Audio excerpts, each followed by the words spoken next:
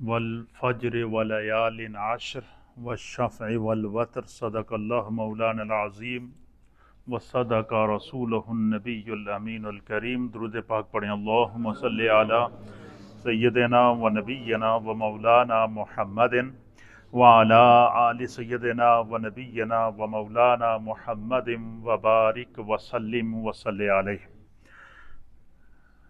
حج آج سے سٹارٹ ہو چکا ہے۔ حج 2026 اور 1447 ہے۔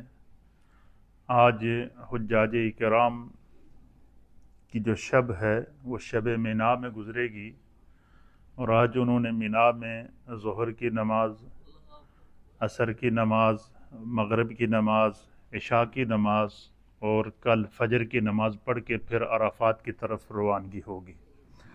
عرفات میں دن گزارنا ہے، اور سورج کے غروب ہونے کے بعد عرفات سے پھر مزدلفہ کی طرف روانگی ہوگی۔ عرفات میں حجاج اکرام نے ظہر اور عصر کی نماز ادا کرنی ہے، اور مزدلفہ کے اندر سورج کے غروب ہونے کے بعد عرفات سے روانگی ہوگی، تو رات کے جس حصے میں بھی وہ مزدلفہ پہنچیں گے وہاں پہنچ کر حجاج نے مغرب اور عشاء کی نمازیں اکٹھی ادا کرنی ہیں، پھر مزدلفہ میں رات گزارنی ہے، اور فجر کی نماز اول وقت میں پڑھ کے وہاں سے پھر مینا کی طرف روانگی ہوگی، اور رمی کریں گے، پھر قربانی کریں گے، اور پھر حلق کر کے احرام سے نکل آئیں گے، اور پھر طواف زیارت اور سعی وغیرہ کر کے یہ پھر جو ہے وہ واپس آئیں گے 10 ذی الحجہ کو، پھر 11 ذی الحجہ کو، پھر 12 ذی الحجہ کو اپنی رمی کمپلیٹ کرنے کے بعد حجاج اکرام کا یہ حج کمپلیٹ ہو جائے گا۔ اللہ تعالیٰ تمام حجاج کے حجوں کو قبول و منظور فرمائے۔ اس وقت تمام حجاج اکرام کی زبانوں پر ایک ہی ترانہ ہے، ایک ہی ذکر ہے، اور وہ ذکر ہے لبیک اللہم لبیک۔ میرے ساتھ مل کر اس اللہ کے اس ذکر کو اور اللہ کی بارگاہ میں اس حاضری کو ہم پڑھ لیتے ہیں۔ اللہ تعالیٰ ان حجاج کے صدقے ہماری زبانوں سے یہ جو تلبیہ جاری ہو، اللہ تعالیٰ ہماری بھی بخشش فرمائے، اور اس تلبیہ کے صدقے اللہ تعالیٰ ہمیں بار بار حرمین طیبین، حج بیت اللہ کی سعادتیں اور عمرے کی سعادتیں نصیب فرمائے۔ پڑھے بسم اللہ الرحمن الرحیم۔ لبیک اللہم لبیک لبیک لا شریک لک لبیک ان الحمد والنعمت لک والملک لا شریک لک لبیک۔ یہ ترانہ تلبیہ اس کو کہتے ہیں، اور نبی علیہ الصلوۃ والسلام کی حدیث ہے، ترمذی شریف کی حدیث ہے۔ نبی علیہ السلام نے فرمایا کہ جب حجاج تلبیہ پڑھتے ہیں تو اس ایریے کے اندر ارد گرد جتنے بھی درخت ہوتے ہیں، جو پتھر ہوتے ہیں، جو پہاڑ ہوتے ہیں، حتیٰ کہ جو ریت کے ذرے ہوتے ہیں، ہر چیز اللہ کا حجاج کے ساتھ یہ تلبیہ پڑھتی ہے، اور اللہ تعالیٰ اس تلبیہ کی برکت سے ان کی بخشش کر دیتا ہے۔ حجاج کے لیے تو حج کے دوران تلبیہ پڑھنا، اور پھر نبی پاک کی پوری امت کے لیے کل صبح 9 ذی الحجہ کی فجر سے لے کر 13 ذی الحجہ کی عصر تک تکبیرات تشریق کو ہر فرض نماز کے بعد ایک مرتبہ بلند آواز سے پڑھنا یہ واجب ہے، اور 3 دفعہ پڑھنا یہ سنت ہے۔ تو یہ ہم نے کل فجر سے شروع کر دینی ہے۔ علماء اور محدثین نے لکھا ہے کہ اگر فرض کیا امام نماز پڑھا کے فارغ ہو گیا اور امام تلبیہ پڑھنا بھول جائے، تکبیرات تشریق پڑھنا بھول جائے، تو مقتدیوں کو فوراً شروع کر دینا چاہیے تاکہ امام کو بھی یاد آ جائے۔ تو ہر آدمی، چاہے آپ جماعت سے نماز ادا کر رہے ہیں یا گھر میں نماز ادا کر رہے ہیں، جو اسلامک بہنیں گھروں میں ہیں وہ سن لیں کہ جب بھی وہ نماز ادا کریں تو فرض نماز کے فوراً بعد تکبیرات تشریق 9 ذی الحجہ کی فجر سے لے کر جو ہے وہ 13 ذی الحجہ کی عصر تک ہم نے ہر فرض نماز کے بعد پڑھنا ہے، اور اس کی بہت بڑی فضیلت اور بہت بڑی برکت ہے۔ ان تکبیرات تشریق یہ خدا کے ذکر کے ایام ہے، اور ان تکبیرات تشریق کو کرنے سے ایک طرف ایک مخصوص مقام کے اوپر حدود حرم کے اندر اور حرم کے اندر، اور اسی طریقے سے مینا میں، مزدلفہ مینا میں، عرفات میں، مزدلفہ میں، مینا میں اور حرم میں ایک طرف حجاج، لاکھوں حجاج کی بخشش ہو رہی ہوتی ہے، اور دوسری طرف 9 ذی الحجہ کی صبح سے لے کر 13 ذی الحجہ کی عصر تک نبی پاک کی پوری امت جو ہر نماز کے بعد یہ تکبیرات تشریق پڑھ رہی ہوتی ہے، ادھر سے پوری امت کی بخشش ہو رہی ہے۔ یہ میرے خدا کا، یہ میرے رب کا انصاف ہے کہ اللہ دیکھے نا، انسان کے دل میں تڑپ تو پیدا ہو سکتی ہے نا کہ یار وہ حجاج کتنے خوش قسمت ہیں کہ وہاں پہنچ گئے، ان کی بخشش ہو گئی، لیکن اللہ تعالیٰ کتنا مہربان ہے۔ میرے مصطفیٰ نے فرما دیا کہ تم ان دنوں کے اندر تکبیرات تشریق ہر فرض نماز کے بعد پڑھو۔ اللہ تعالیٰ ایک طرف اگر اجتماعی طور پر تمام حجاج کی میدان عرفات میں بخشش ہو رہی ہے نا، دوسری طرف میرے رب کا انصاف دیکھیے کہ اجتماعی طور پر 10 ذی الحجہ کو نبی پاک کی پوری امت کی جو نماز عید ادا کرے گی، جس طرح حجاج کی بخشش ہو رہی ہوتی ہے، اس طرح جو ہے وہ امت کی بخشش ہو رہی ہوتی ہے۔ تو یہ بخشش کے دن بھی ہیں، خدا کے قرب کے دن بھی ہیں، اللہ کے جو ہے وہ عطا کے دن بھی ہیں، تو اس لیے ان دنوں کے اندر ہمیں جو ہے وہ خاص طور پر کرنا چاہیے۔ آج میں آپ کی خدمت میں 2 چیزیں پیش کروں گا۔ ایک تو میرے پاس کچھ سوالات آئے ہیں قربانی کے حوالے سے، وہ میں محفل کے آخر میں 2-4-5 منٹ کے اندر بیان کر دوں گا۔ آج جو میں بیان کرنا چاہتا ہوں، کیونکہ حالات کے مطابق اور وقت کے تقاضے کے مطابق اگر ہم گفتگو کریں گے اور عمل کریں گے تو یہ ہمارے لیے سب سے بہتر ہے۔ آج میں نے آپ کو یہ بتانا ہے کہ کل کا جو دن ہے، یہ 9 ذی الحجہ کا دن ہے، جس کو یوم عرفہ کہتے ہیں۔ کیا کہتے ہیں؟ پورے سال کے ایام میں سب سے برکت والا دن جو کل کا دن ہوگا، اور اس دفعہ خاص کل کا جو یوم عرفہ کا دن ہے، اس دن کی ایک خاص اہمیت اس دفعہ یہ ہے کہ روئے زمین کے اوپر نبی پاک کی پوری امت کو ایک ہی دن یوم عرفہ بھی مل رہا ہے اور ایک ہی دن عید کی نماز بھی مل رہی ہے۔ تو یہ اس اعتبار سے یہ تاریخ پورے ورلڈ کے اندر اس وقت جمع ہو رہی ہے۔ تو یہ جب اللہ تعالیٰ نے ہمیں یہ پورے ورلڈ میں ایک دن عرفہ کا دن عطا کر دیا، تو یہ سب سے پہلے تو ہمیں خدا کے اس انعام پر اللہ کا شکر ادا کرنا چاہیے۔ اور علماء اور محدثین میں لکھا ہے کہ سم ٹائم ایسا ہوتا ہے کہ مثلاً چاند اتنا مشکل ہو جاتا ہے کہ کچھ علاقوں میں، کچھ ممالک میں نظر آ جاتا ہے، کچھ ممالک میں نظر نہیں آتا، تو اس کے اوپر پھر کچھ لوگ سوال کرتے ہیں کہ مثلاً اگر سعودیہ میں ایک دن پہلے یوم عرفہ ہو گیا اور پاکستان میں یا دوسرے ممالک کے اندر یا یہاں UK کے اندر بھی سم ٹائم ایسا ہوتا ہے کہ چاند نظر نہیں آتا، اس دفعہ تو خدا کا کرم ہے پورے ورلڈ میں نظر آ گیا، تو اگر چاند نہیں نظر آتا تو پھر یوم عرفہ تو گزر جاتا ہے، پھر ہمیں کیا کرنا چاہیے؟ تو اس کے لیے ہمارے علماء اور محدثین نے لکھا ہے کہ اگر اس طرح کا ہو جائے کہ مثلا چاند کسی ملک میں لیٹ نظر آیا تو یوم عرفہ پہلے ہو گیا، تو پھر احتیاطی طور پر ہمیں کیا کرنا چاہیے؟ جو جن لوگوں کی عید مثلا حج سے دوسرے دن نہیں پڑی، ان کو تو اس ملک میں چاند نظر نہیں آیا، تو ظاہر ہے وہاں تو اس وقت 10 ذی الحجہ ہوگی، تو ہماری یا جس ملک میں عید نہیں کی جا رہی ہے وہاں تو 9 ذی الحجہ ہوگی، تو ان کے لیے عرفہ کا دن کون سا ہوگا؟ تو علماء اور محدثین نے لکھا ہے کہ اس میں احتیاط یہ ہے کہ ہم جو ایک دن جو یوم عرفہ سعودی عرب میں پڑ رہا ہے حج کا، اس دن کا بھی روزہ رکھیں، اور دوسرے دن اگر آپ کے ہاں عید نہیں ہے تو آپ دوسرے دن کا بھی روزہ رکھیں، تاکہ اگر ہمیں جس ملک کے اعتبار سے اگر عرفہ مل رہا ہے تو ہم اس سعادت سے محروم نہ ہوں، اور اگر ہم حج کے دوران ہمیں مل رہا ہے تو ہم اس سعادت سے محروم نہ ہوں۔ تو یہ بھی ایک احتیاط ہمارے علماء اور محدثین نے بتائی ہے۔ تو جب پورے ورلڈ کے اندر یوم عرفہ ایک دن آ رہا ہے اور اس یوم کی بہت بڑی فضیلت ہے، نبی علیہ الصلوۃ والسلام نے بیان کیا ہے کہ اس دن کی فضیلت میں سے سب سے بڑی فضیلت یہ ہے کہ پورے سال کے دنوں میں عبادت کے اعتبار سے، مغفرت کے اعتبار سے، اجتماعی استغفار کے اعتبار سے، اور دعا کی قبولیت کے اعتبار سے، اور اللہ تعالیٰ کا قرب حاصل کرنے کے اعتبار سے پورے سال میں سب سے بڑا دن یہ یوم عرفہ کا دن ہے۔ سب سے عظیم دن یوم عرفہ کا دن ہے، اور حجاج کے لیے بھی سب سے بڑا دن یوم عرفہ ہوتا ہے۔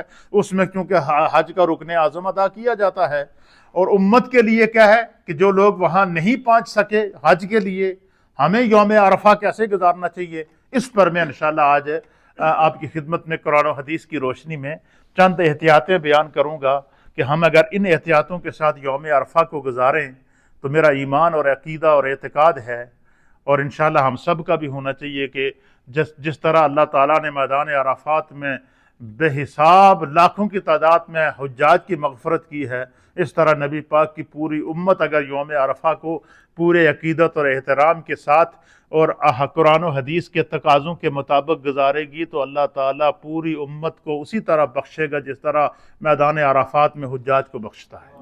اس لیے ہمیں جو ہے وہ اس دن کے لیے ذہنی طور پر اپنے آپ کو تیار کرنا ہے، فکری طور پر تیار کرنا ہے، اعتقادی طور پر تیار کرنا ہے، قلبی اور روحانی طور پر اپنے آپ کو تیار کرنا ہے کہ ہم نے یوم عرفہ کو کس طرح گزارنا ہے۔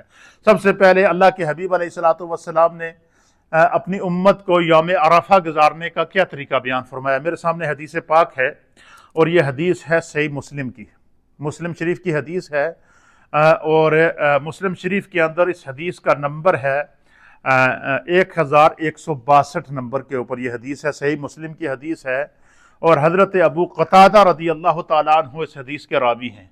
آپ بیان فرماتے ہیں کہ قال رسول اللہ صلی اللہ تعالیٰ علیہ وآلہ وسلم، اللہ کے پیارے حبیب لبیب نبی رحمت جناب سید العالمین محمد الرسول اللہ صلی اللہ تعالیٰ علیہ وآلہ وسلم نے ارشاد فرمایا، حضور علیہ السلام نے فرمایا کہ سیام یوم عرفۃ احتسب علی اللہ ان یکفر السنۃ التي قبلہ والسنۃ التي بعدہ۔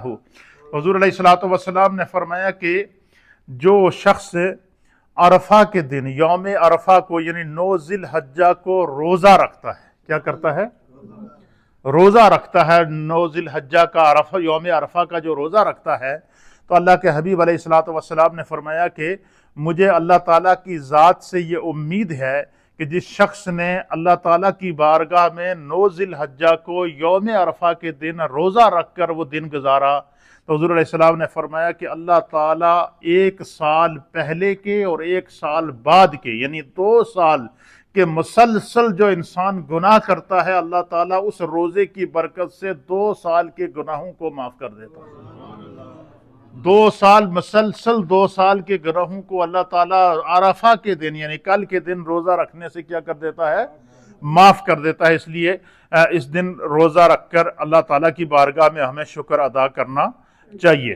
پھر اسی طریقے سے جب اتنا مبارک دن ہے کہ اس دن سے گناہوں کی معافی ہوتی ہے، اب آپ دیکھیں کہ وہاں حجاج کے گناہوں کی معافی ہو رہی ہے، اور یہاں مصطفیٰ کریم صلی اللہ علیہ وسلم نے ہمیں بتا دیا کہ اگر تم یوم عرفہ کا روزہ رکھو گے تو اللہ تعالیٰ مسلسل 2 سال کے گناہوں کو تمہیں معاف کر دے گا، اور تمہیں اپنا قرب عطا فرمائے گا، تمہاری بخشش فرما دے گا۔ تو علماء اور محدثین نے لکھا ہے کہ جب یہ دن اتنا مقدس دن ہے کہ پوری امت کو اس میں روزہ رکھنے کا حکم دیا گیا، اور ایک بات یہ بھی، دوسرا یہ بھی علماء اور محدثین نے لکھا ہے کہ جتنے بندہ سال میں نفلی روزے رکھتا ہے، کیا کرتا ہے؟ نفلی روزے رکھنے، نفلی روزوں میں سب سے بڑا روزہ عرفہ کے دن کا روزہ ہے۔ کیا ہے؟ جس طرح کہ حج کے ارکان میں یوم عرفہ کو میدان عرفات میں وقوف کرنا یہ حج کا رکن اعظم ہے، اسی طریقے سے عرفہ کے دن روزہ رکھنا جو ہے یہ نفلی روزوں میں سے سب سے مبارک روزہ جو ہے وہ سب سے بڑا روزہ ہے۔ اور یہ فضیلت روزے کی کس کے لیے ہے؟ جو غیر حاجی ہیں ان کے لیے، جو لوگ حج کر رہے ہیں ان کے لیے علماء اور محدثین نے لکھا ہے کہ حاجی کے لیے عرفات میں روزہ نہ رکھنا افضل ہے، کیونکہ وہ مناسک حج ادا کر رہا ہوتا ہے۔ پھر دور دراز سے آنے والے جتنے بھی حاجی ہوتے ہیں یہ سارے مسافر ہوتے ہیں، تو مسافر میں تو ویسے بھی روزہ ضروری نہیں ہے، تو اس لیے فرمایا کہ حاجی کے لیے عرفہ کے دن روزہ نہ رکھنا افضل ہے، اور نبی پاک کی پوری امت جو عرفہ کے دن حج کے لیے نہیں گئی ہے، ان کے لیے اس دن روزہ رکھنا سب سے افضل عبادت ہے، تاکہ جو ہے وہ یہ کیوں نبی علیہ السلام نے اس کی اتنی بڑی فضیلت بیان فرمائی؟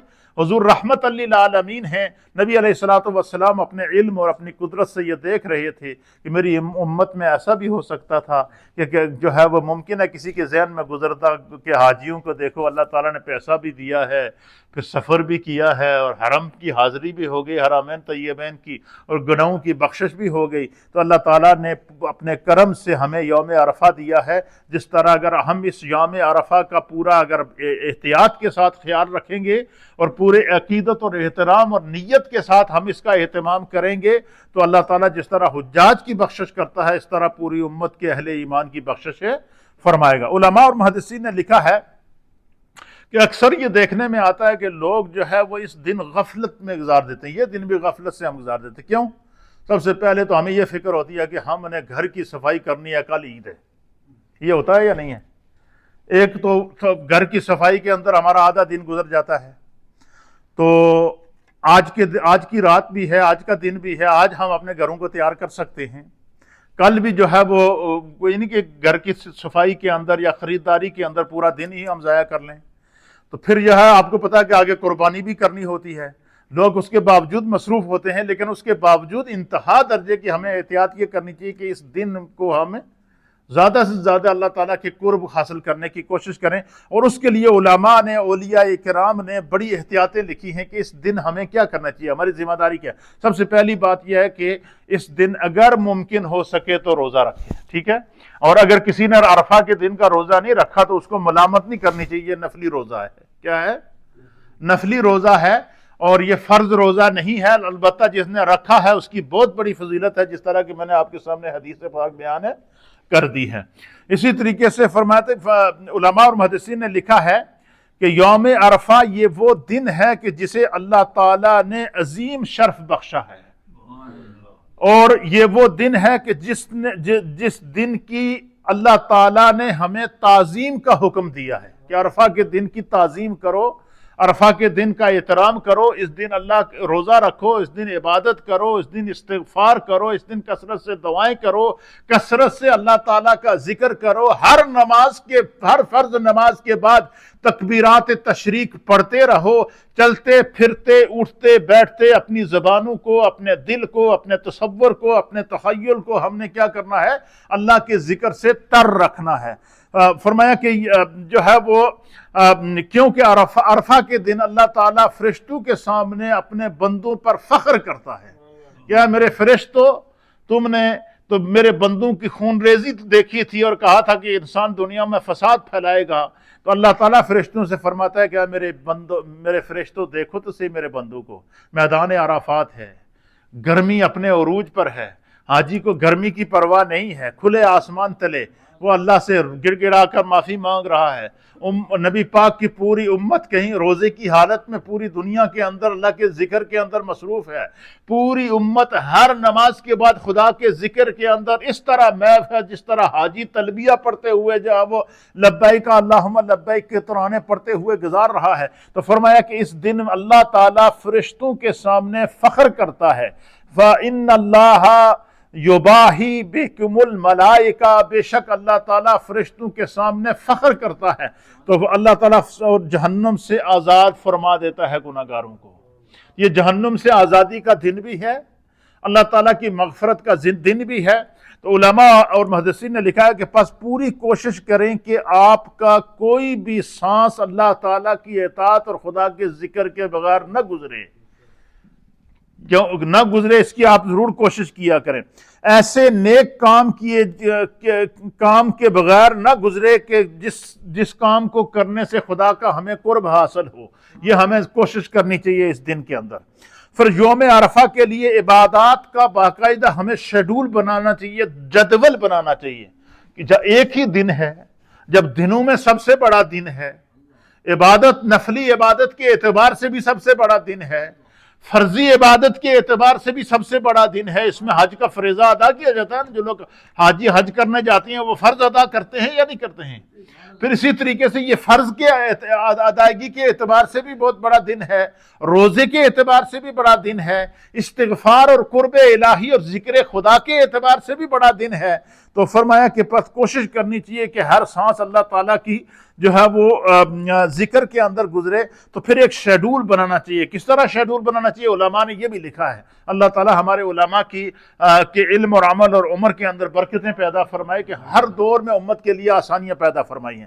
کہتے ہیں کہ نمبر ایک بات کہ عرفہ کی رات کو جلدی سوئیں تاکہ آپ کی اطاعت کے لیے توانائی, اللہ تعالیٰ کے لیے اطاعت کے لیے توانائی پا سکے. مثلا آج رات کا جو آنے والی جو رات ہے, اس رات کو آپ کوشش کریں کہ جلدی سوئیں, پھر سحری کے لیے اٹھیں, سحری کھائیں, پھر کیا کریں, پھر تہجد کی نماز ادا کریں, پھر فجر کی نماز ادا کریں, اور پھر اسی طریقے سے آپ کا روزہ آگے دن روزے سے گزرے گا.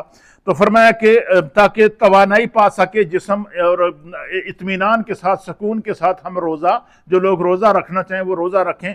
اس کے لیے ظاہر ہے آپ جلدی سوئیں گے تو روزہ رکھیں گے. آج کل تو ہر ٹائم ہی نہیں ہوتا اتنا کہ بالکل آپ سمجھ لیں کہ 2 بجے تو روزہ بند ہوتا ہے, اور پھر آگے جو ہے وہ 2:01 پر فجر کا ٹائم شروع ہو جاتا ہے.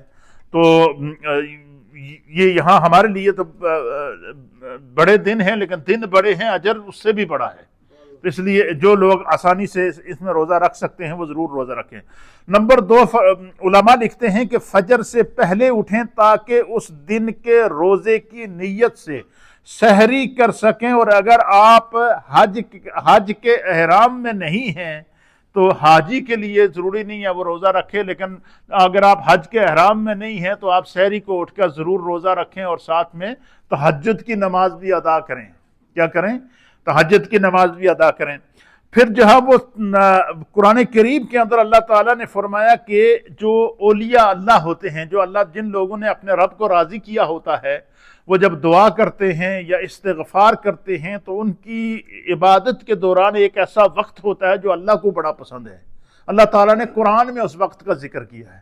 اللہ تعالیٰ فرماتا ہے کہ کچھ اللہ کے بندے وہ ہیں کہ والمستغفرین بالاسحار, کہ وہ جب سحری کے وقت اٹھ کر, جب سب لوگ سو رہے ہوتے ہیں, تو تنہائی میں اٹھ کر وہ اللہ تعالیٰ کی بارگاہ میں استغفار کرتے ہیں. کیا کرتے ہیں؟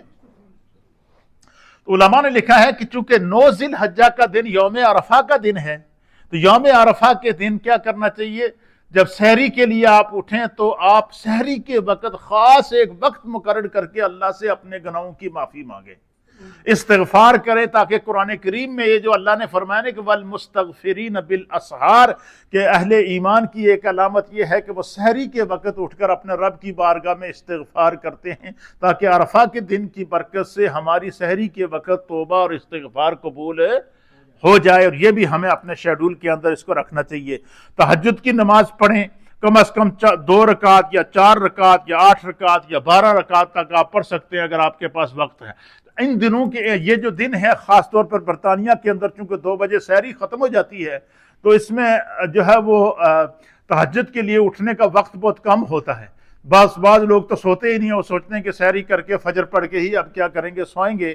تو اس کے لیے علماء اور محدثین نے لکھا کہ جب آپ عشاء کی نماز ادا کریں تو عشاء کی نماز کے بعد 2 رکعت یا 4 رکعت نماز صلاۃ اللیل پڑھ لیا کریں. وہ تہجد کے قائم مقام ہے. وہ کیا ہے؟ تہجد کے قائم مقام ہے, صلاۃ اللیل پڑھ لیا کریں. پھر اسی طریقے سے فرمایا کہ فجر سے پہلے استغفار میں وقت گزاریں, تاکہ والمستغفرین بالاسحار جو اللہ تعالیٰ نے بیان کیا ہے کہ اہل ایمان کی یہ علامت ہے کہ وہ آدھی رات کو سحری کے وقت اٹھ کر استغفار کرتے ہیں, ان لوگوں میں اللہ تعالیٰ ہمیں شمار کر دے اور ہماری بخشش فرما دے. پھر علماء اور محدثین نے لکھا ہے کہ فجر کی اذان سے جو ہے وہ پہلے وضو کر کے تیار ہو جائیں, اور پھر کوشش کریں کہ عشاء کی نماز بھی جماعت سے پڑھیں, فجر کی نماز بھی جماعت سے پڑھیں, تاکہ پوری رات, نبی علیہ السلام نے فرمایا کہ جس نے عشاء کی نماز جماعت سے پڑھی اس کو اللہ تعالیٰ آدھی رات با جماعت نماز کا ثواب عطا فرماتا ہے, اور جس نے پھر اگلی صبح فجر کی نماز جماعت کے ساتھ ادا پڑھی تو اللہ تعالیٰ اس کو پوری رات قیام کرنے کا اور عبادت کرنے کا ثواب عطا فرماتا ہے. تو ان دنوں کے اندر، ان راتوں کے اندر خاص طور پر یہ اہتمام کیا جائے کہ عشاء کی نماز بھی جماعت سے ہو اور فجر کی نماز بھی جماعت سے ہو، اور اسی طریقے سے دن کی نمازیں بھی اگر آپ کہیں کام پر نہیں ہیں، مسجد میں ہیں، گھر میں ہیں، تو آپ ضرور جماعت کے ساتھ آ کر نماز ادا کریں تاکہ اس دن کی برکت ہمیں نصیب ہو جائے۔ علماء نے لکھا ہے کہ فجر کی نماز پڑھیں اور اپنی نماز کی جگہ کوشش کیا کریں کہ اس دن آپ چاشت کی نماز بھی ادا کر لیں۔ سورج نکلنے کے تقریباً 20 منٹ کے بعد جو ہے وہ آپ چاشت کی نماز ادا، اشراق کی نماز، چاشت اس کو اشراق اور چاشت بھی کہتے ہیں، اور اشراق کی نماز بھی ادا کر سکتے ہیں۔ صلاۃ الضحیٰ بھی کہتے ہیں اس کو عربی کے اندر، وہ بھی نماز آپ ادا کر سکتے ہیں۔ پھر اسی طریقے سے فرمایا کہ نماز فجر کے سلام کے فوراً بعد تکبیرات شروع کر دیں اور وقت زیادہ تکبیرات کے اندر گزاریں، اللہ اکبر اللہ اکبر لا الہ الا اللہ واللہ اکبر اللہ اکبر وللہ الحمد۔ پھر اسی طریقے سے فرمایا کہ آپ کو اختیار ہے کہ اگر آپ میں ہمت ہے تو پورا دن نہ سوئیں، کیونکہ یہ دنوں میں عبادت کے اعتبار سے سب سے بڑا دن ہے۔ لیکن اگر کوئی سوئے گا تو اس میں کوئی حرج نہیں ہے، چونکہ آج کل دن بڑے ہوتے ہیں، راتیں چھوٹی ہوتی ہیں، سونے کا موقع نہیں ملتا، لیکن یہ کوشش یہ کریں کہ دن کی نمازیں بھی جماعت کے ساتھ ادا کی جائیں، جماعت کے ساتھ نماز قضا نہ ہو۔ پھر اسی طریقے سے جو ہے وہ جب بھی نیند سے بیدار ہوں تو فوراً وضو کریں، وضو کرنے کے بعد 2 رکعت نماز صلاۃ تحیۃ الوضو پڑھیں، مسجد میں آئیں تو 2 رکعت نماز تحیۃ المسجد ادا کریں۔ اسی طریقے سے زیادہ وقت کوشش کریں کہ ہمارا عبادت میں گزرے، اور یہ بھی کوشش کریں کہ اس دن کوئی اگر قضا نمازیں پڑھ سکتے ہیں تو کچھ ہر نماز کے ساتھ ایک نماز قضا بھی کر لیں، کیونکہ اتنا مبارک دن ہے، بخشش کا دن ہے، اللہ تعالیٰ جو نمازوں کی کوتاہیاں ہیں اس دن کی برکت سے وہ بھی دور فرما دے گا۔ پھر اسی طریقے سے فرمایا کہ عصر کے بعد، یوم عرفہ کو عصر کے بعد سے آخری وقت مغرب تک کا جو وقت ہے اس کو اللہ کے ذکر کے اندر اس وقت کو گزاریں۔ اللہ تعالی ہمیں جو ہے وہ ان ایام کی جو ہے وہ عظمت اور رفعت کو سمجھنے کی توفیق عطا فرمائے۔ تو یہ عرفہ کے دن کی کچھ احتیاطیں تھیں، ویسے اس کے اوپر میں نے تفصیل سے گفتگو جمعہ میں کر دی تھی، لیکن جو ہے وہ میں نے اس لیے بیان کر دی کہ کل تاکہ ہماری جو ریمائنڈ ہو جائے، یاد دہانی ہو جائے، تاکہ ہمیں اس مبارک دن میں ہم سستی سے اس دن کو نہ گزاریں۔ یہ یوم عرفہ کے حوالے سے ہوتا۔ آج کل ایک سوشل میڈیا کے اوپر ایک بات سے کچھ افراد کی جانب سے دیکھیں، ہمیشہ ہر دور کے اندر جب امت خیر کا کام کرتی ہے نا تو اس میں شر پھیلانے والے بھی ہوتے ہیں۔ تو آج کل سوشل میڈیا پر ایک فتنہ بپا ہے، اور وہ کچھ لوگ یہ کہہ رہے ہیں جی کہ بھینس کی یا کٹے کی قربانی جائز نہیں ہے۔ یہ ایک نیا فتنہ انہوں نے نکال دیا۔ اچھا، جو یہ کہتے ہیں کہ بھینس اور کٹے کی قربانی جائز نہیں ہے، ان کے علماء نے لکھا ہے اپنے فتاویٰ کے اندر، فتاویٰ اہل حدیث کے اندر، کہ مرغی کی بھی قربانی کر سکتے تو انڈے کی بھی کر سکتے ہیں۔ اچھا، ان کے نزدیک مرغی اور انڈے کی قربانی جائز اور بھینس اور کٹے کی قربانی جائز نہیں ہے۔ کیا بھینس کی قربانی یا کٹے کی قربانی کی جا سکتی ہے؟ اس حوالے سے ہمارے علماء اور محدثین نے اس کے اوپر بڑی خوبصورت بات لکھی ہے، تو میں اس کو بیان کر دیتا ہوں تاکہ جن لوگوں نے سوشل میڈیا پر ایک غلط فہمی پھیلانے کی کوشش کی تھی تو ہم اس کا ازالہ کر سکیں۔ قرآن کریم فرقان مجید کے اندر اللہ تعالیٰ نے سورۃ الانعام کے اندر ارشاد فرمایا ہے، اللہ تعالیٰ فرماتا ہے کہ اللہ پاک نے قربانی کے جانوروں کے لیے جو الفاظ استعمال کیے ہیں سورۃ الانعام کے پارہ نمبر سورۃ الانعام کے اندر، پھر اسی طریقے سے سورۃ الحج کے اندر، پھر جانوروں کی اقسام اللہ تعالیٰ نے بیان کی ہیں پارہ نمبر 17 کے اندر بھی، اور اسی طریقے سے پارہ نمبر 8 کی سورۃ الانعام کے اندر آیت نمبر جو ہے وہ 143 اور 144 کے اندر بھی اللہ تعالیٰ نے جو ہے وہ جانوروں کا ذکر فرمایا ہے۔ تو اللہ پاک نے قربانی کے جانوروں کے لیے استعمال فرمایا ہے کہ بہیمۃ الانعام، کہ یہ جو قربانی کے جانور ہیں ان کے بارے میں فرمایا کہ بہیمۃ الانعام کا لفظ استعمال کیا ہے، کہ قرآن پاک میں اللہ تعالیٰ فرماتا ہے وَلِكُلِّ أُمَّةٍ جَعَلْنَا مَنْسَكًا، کہ اللہ تعالیٰ نے ہر امت کے لیے جو ہے وہ اللہ تعالیٰ فرماتا ہے کہ ہر امت کے لیے ہم نے قربانی مقرر کی ہے۔ کیا فرمایا؟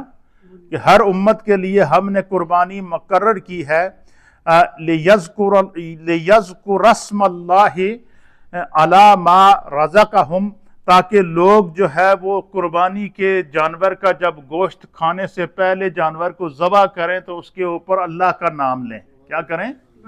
अल्लाह का नाम लें। और वो जो जिन जानवरों की कुर्बानी अल्लाह ताला ने जायज़ करार दी है, फरमाया कि मिन बहीमतिल अनआम, वो जानवर जो वो चौपाए हैं। अल्लाह ताला ने बहीमतुल अनआम का माना है चौपाए। चौपाए उन जानवरों को कहते हैं जिनको जो है जो पालतू जानवर हैं, जिनको पाला जाता है। और फिर कुरान पाक में दूसरे मकाम के ऊपर अल्लाह ताला ने उन जानवरों की अक़साम भी बयान फरमा दी हैं, जिस तरह के सूरतुल अनाम के अंदर अल्लाह पाक ने इरशाद फरमाया। इसी तरीके से दीगर मकामात के अंदर इरशाद फरमाया। अल्लाह ताला कुरान में फरमाता है कि समानियता अज़वाजिन मिनद्दान, फरमाया कि कुर्बानी के जानवरों की 8 अक़साम हैं। कौन सी किस्में हैं? 8 अक़साम हैं। अल्लाह ताला ने कुरान के अंदर कुर्बानी के जानवर की अक़साम बयान फरमाई हैं कि वो 8 किस्म के जानवर हैं। उनमें से फरमाया कि ऊँट, उनमें से गाय, उनमें से बकरी, उनमें से भेड़। और फरमाया कि ये जो जानवर हैं इनमें से हर एक जानवर का नर और मादा दोनों की कुर्बानी जो है वो जायज़ है। और फिर आगे जाकर उलमा और मुहद्दिसीन ने लिखा है कि हज़रत जाबिर बिन अब्दुल्लाह रज़ियल्लाहु तआला अन्हु नबी अलैहिस्सलातु वस्सलाम के अजीम सहाबी हैं। आप फरमाते हैं कि हुज़ूर अला नबीना अलैहिस्सलातु वस्सलाम ने फरमाया कि गाय और ऊँट ये जो जानवर हैं, या ये भैंस और कट्टा ये जो जानवर हैं, इन जानवरों के अंदर एक कुर्बानी के अंदर 7 अफराद शरीक हो सकते हैं। कितने हो सकते हैं? 7 अफराद इसके अंदर क्या हो सकते हैं? शरीक हो सकते हैं। फिर इसी तरीके से जो है वो रवायात के अंदर आता है कि ये जो कुर्बानी के जानवर हैं इनमें से क्या भैंस की कुर्बानी, ये सवाल आया है कि भैंस की कुर्बानी जायज़ है। तो इसके ऊपर उलमा और मुहद्दिसीन ने लिखा है कि कुर्बानी के जानवर में भैंस भी दाखिल है, क्योंकि फरमाया कि कुर्बानी के जानवर के अंदर भैंस भी दाखिल है, क्योंकि फरमाया कि ये भी गाय की एक किस्म है। क्या है? भैंस भी गाय की एक किस्म है। गाय की एक किस्म से मुराद यह कि ये गाय की नस्ल में से है, ये गाय का जेंडर है भैंस। और आगे फिर उसकी बाकायदा पूरे अकवाल लिखे हैं। और मुहद्दिसीन इकराम ने लिखा है कि वह अजमाऊ अला अन्ना हुक्मल जवामीसा हुक्मुल बकारे, फरमाया कि इसके ऊपर पूरी उम्मत का इजमा है कि भैंस का और गाय का एक ही हुक्म है। यानी जिस तरह गाय की कुर्बानी जायज़ है, इसी तरीके से भैंस की भी कुर्बानी जायज़ है। जिस तरह बैल की कुर्बानी जायज़ है, इस तरह कट्टे की भी कुर्बानी जायज़ है। फरमाया ये दोनों एक ही जिन्स से ताल्लुक़ रखते हैं। क्या करते हैं? एक ही जिन्स से ताल्लुक़ रखते हैं। लुगत की मशहूर किताब है अल-मुंजद, उसके अंदर उन्होंने नकल फरमाया है कि अल जामूस, जामूस अरबी में भैंस को कहते हैं। किसको कहते हैं? भैंस। और अल बकर अरबी के अंदर गाय को कहते हैं। बकर के कहते हैं गाय को। कुरान पाक में एक सूरत है जिसका नाम है सूरतुल बकर, गाय वाली सूरत। उसमें बनी इसराइल की गाय का जिक्र है, इस वजह से सूरत का नाम सूरह बकर है। तो अरबी में जामूस किसको कहते हैं? भैंस को कहते हैं। और बकर किसको कहते हैं? गाय को कहते हैं। साहिब अल मुंजद लिखते हैं कि अल जामूसो दरबुन मिन केबारिल बकारे, फरमाया कि ये जो भैंस है ये गाय की अक़साम में से एक किस्म है। क्या है? भैंस गाय की अक़साम में से एक किस्म है। हजरत ख्वाजा हसन बसरी रहमतुल्लाह ताला अलैह आप फरमाते हैं, मुसन्नफ इब्न अबी शेबा की जिल्द नंबर 7 और सफ़ा नंबर 65 के ऊपर हजरत ख्वाजा हसन बसरी रहमतुल्लाह अलैह फरमाते हैं कि अल जामूसो बिमंज़िलतिल बकारे, भैंस गाय के दर्जा के अंदर है। जिस तरह गाय की कुर्बानी जायज़ है, इस तरह भैंस की कुर्बानी भी जायज़ है। फिर इसी तरीके से हजरत इमाम मालिक बिन अनस मदनी रहमतुल्लाह ताला अलैह, आप मोता इमाम मालिक हदीस की बहुत बड़ी किताब है जो हमारे दरस निज़ामी के कुतुब के अंदर पढ़ाई जाती है। आप मोता इमाम मालिक के सफ़ा नंबर 294 बाब मा जाआ फी सदक़तिल बकरे کے اندر لکھتے ہیں، آپ فرماتے ہیں امام مالک بن انس رضی اللہ تعالیٰ عنہ کہتے ہیں کہ انما ہیا بقرٌ کلھا، کہ یہ بھینس گائے ہی کے حکم کے اندر ہے، یہ گائے کی ہی نسل سے اور گائے ہی کے حکم کے اندر پائی جاتی ہے، تو اس لیے جس طرح گائے کی قربانی جائز ہے اس طرح بھینس کی اور کٹے کی بھی قربانی جائز ہے۔ پھر اسی طریقے سے آپ لکھتے ہیں آگے جا کر کہتے ہیں کہ الجوامیس والبقر سواء، فرمایا کہ جس طرح گائے اور بھینس دونوں حکم میں برابر ہیں، کیا ہیں؟ سوا ان کا معنی ہے برابر، یعنی شرعی حکم کے اندر دونوں برابر ہیں، کہ جس طرح گائے کی قربانی جائز ہے اس طرح بھینس کی بھی قربانی جائز ہے، جس طرح بیل کی قربانی جائز ہے اس طرح کٹے کی بھی قربانی جائز ہے۔ فرمایا کہ یہ دونوں شرعی طور پر ایک ہی حکم کے اندر آتی ہیں۔ پھر اسی طریقے سے آپ بیان فرماتے ہیں کہ امام سفیان ثوری رحمۃ اللہ تعالی علیہ آپ بیان کرتے ہیں کہ تحسب الجوامیس مع البقر، آپ بیان کرتے ہیں کہ بھینسوں کو گائے کے ساتھ ہمارے فقہا نے، محدثین نے، ائمہ نے شمار کیا ہے، اور نہ صرف شمار کیا ہے بلکہ وَأَجْمَعُوا عَلَىٰ أَنَّ حُکْمَ الْجَوَامِيسِ حُکْمُ الْبَقَرِ، فرمایا کہ نہ صرف گائے کو بھینس کے حکم میں یا بھینس کو گائے کے حکم کے اندر شرعی طور پر شمار کیا گیا ہے، اجمعوا اس کے اوپر امت کا اجماع ہے، اور جس مسئلے پر امت کا اجماع ہو جائے اس کے اوپر کسی قسم کی چون چرا کی گنجائش نہیں ہوتی۔ پھر اسی طریقے سے مولا کائنات حضرت علی کرم اللہ وجہہ الکریم کے پاس یہ مسئلہ آیا، حضرت علی المرتضیٰ نے مسئلہ ہی حل کر دیا۔ حضرت علی المرتضیٰ کرم اللہ وجہہ الکریم کے پاس یہ مسئلہ آیا، مسند الفردوس کتاب الادحیہ کی جلد نمبر 2 اور صفحہ نمبر 124 مطبوعہ دار العلمیہ بیروت کی چھپی ہوئی ہے۔ حضرت علی المرتضیٰ کرم اللہ وجہہ الکریم مولا کائنات آپ فرماتے ہیں کہ بھینس کی قربانی میں 7 افراد کی طرف سے کی جائے، جس طرح گائے کی قربانی میں 7 افراد شامل ہوتے ہیں، حضرت علی کہتے ہیں بھینس کی قربانی کے اندر بھی 7 افراد شامل۔ حضرت علی نے خاص طور پر، چونکہ حضرت علی وہ ذات ہیں جن کے بارے میں میرے مصطفیٰ نے فرمایا کہ انا مدینۃ العلم وعلی بابھا۔ اب دیکھیں حضرت علی اونٹ کا بھی ذکر کر سکتے تھے، حضرت علی گائے کا بھی ذکر کر سکتے تھے، لیکن حضرت علی نے خاص الجوامیس بھینس کا نام لے کر ذکر کیا کہ بھینس کی جو بندہ قربانی کرے گا تو اس کے اندر ایک بھینس کی قربانی کے اندر بھی 7 افراد زیادہ سے زیادہ شامل ہو سکتے ہیں۔ اچھا، یہ 7 افراد ایک بڑے جانور کے اندر، اونٹ کے اندر یا گائے کے اندر یا بھینس کے اندر یا بیل کے اندر یا کٹے کے اندر زیادہ سے زیادہ 7 افراد شمار ہو سکتے، 7 سے زیادہ کوئی بندہ اس کے اندر شمار ایک جانور کے اندر 7 سے زیادہ بندے قربانی نہیں کر سکتے۔ ہاں، اگر کسی کو اللہ نے توفیق دی ہے تو بندہ اکیلا چاہے کہ میں پوری گائے قربان کروں تو وہ یہ نور علی نور ہے، وہ کر سکتا ہے۔ اسی طریقے سے حدیث پاک کے اندر آتا ہے کہ جب نبی علیہ الصلوۃ والسلام نے